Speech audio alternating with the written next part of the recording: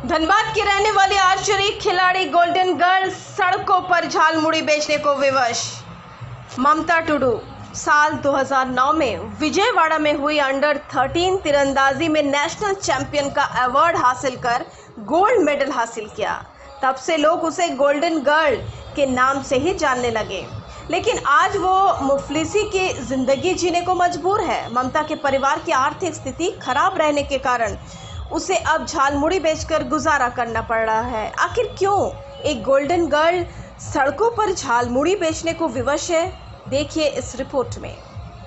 यूं तो आदिवासियों को धनुर्विद्या विरासत में मिली है, लेकिन जिस 13 साल की उम्र में लड़कियों के हाथों में गुड्डे गुड़ियों का खिलौना हुआ करते हैं, उस उम्र में ममता टुडू ने तीर धनुष से खेला। धनबाद मुख्यालय से महज कुछ किलोमीटर की दूरी पर स्थित संथाल टोला, यहाँ ममता टुडू अपने माता पिता और छोटे भाइयों के साथ रहती हैं। ममता को बचपन से ही तीरंदाजी का शौक था। पिता के द्वारा दिए गए बांस की तीर धनुष से उसने तीरंदाजी शुरू की।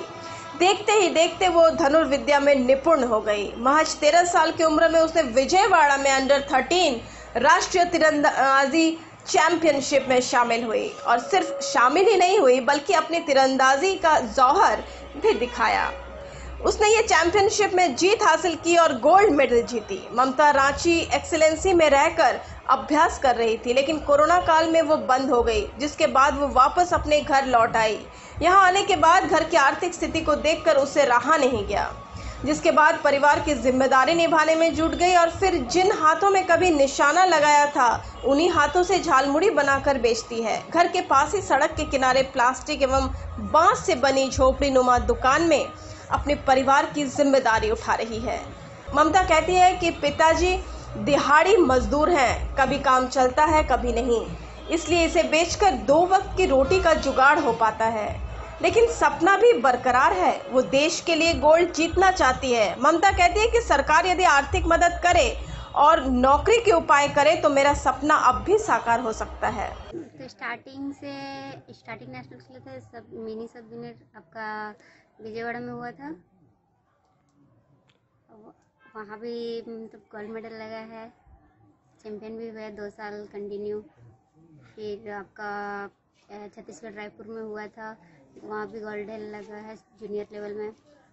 फिर आपका यहाँ तो खेले तो बहुत सारे मेडल लगभग है, लगभग 4-5 साल से कंटिन्यू। सरकार से भी कोई मदद नहीं मिला।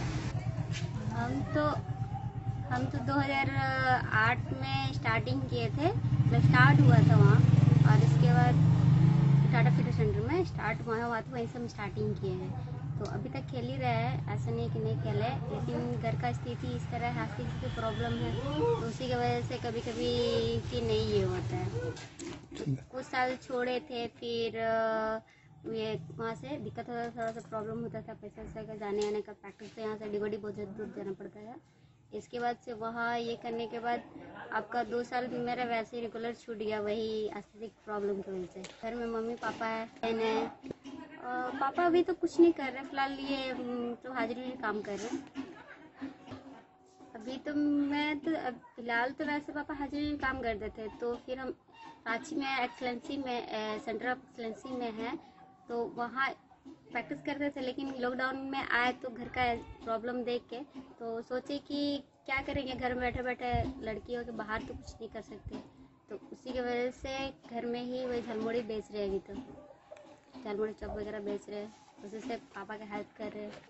डेली का ज़्यादा नहीं आता है, 200-300 आता है, और तो धनुष बहुत कीमती होता है, इसी की वजह से हम घर से तो नहीं, तो एक्सलेंसी में तो वहाँ का सरकारी है, तो वही मिला है धनुष में, जो भी चला रहा है, इतना नहीं है। ममता की मां दीर्घा टुडू सरकार से आर्थिक मदद की गुहार लगाई है। प्रॉब्लम दो नवा तना मनते ओड़ा रेना स्थिति खराब एन तलेया, ओनाते झालमुड़ी अखरिኝ तिया गिद्रा खेल तो बाय सेन दाड़े कना बाहरे दो, पैसा टका बांगते मदद तो नहीं मिला सरकार तरफ से। ओनाते चिकाया मादो बारे उनका प्रॉब्लम मेनाते ओड़ा रेना काम गी नोना झालमुड़ी को चॉप को पकौड़ी को अखरिኝ दा चिकाया तरफ से मदद नाम लेखान दो भले को किया, कमी को पैसा को जागी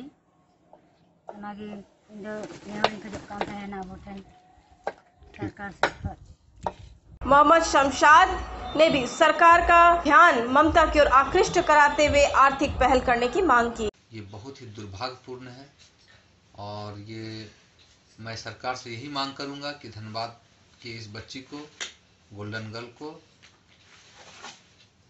आर्थिक मदद देकर इन्हें सहयोग करे, ताकि आने वाला दिन में किसी तीरंदाज या किसी खिलाड़ी को ऐसा दुर्दशा ना हो। बहरहाल ममता को देखकर ऐसा प्रतीत होता है कि जिन आदिवासी हितों का ख्याल रखते हुए झारखंड को बिहार से अलग किया गया था, उन मूल उद्देश्य से झारखंड की सरकार भटक चुकी है। आदिवासी के नाम पर वोट की राजनीति करने वाले माननीयों की अब नहीं तो आखिर कब नींद खुलेगी।